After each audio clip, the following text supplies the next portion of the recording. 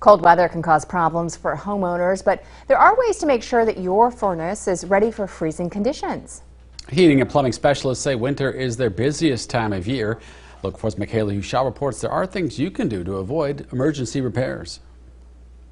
As cold weather continues to come our way, one thing that homeowners can do is to keep up on yearly furnace maintenance in order to keep your family safe through the winter.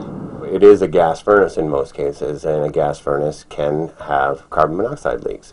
So the safety of your family, that's my number one reason. You know, get a furnace inspection every year. Heating and plumbing expert Thomas Lynch says the most important part of furnace maintenance is changing the air filter.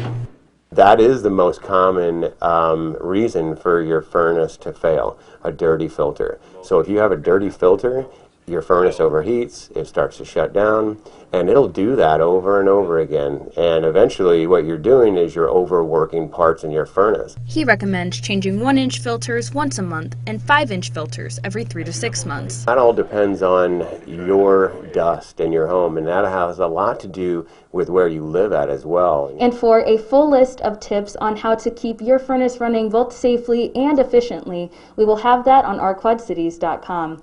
In Davenport, Michaela Hushaw, Local 4 News.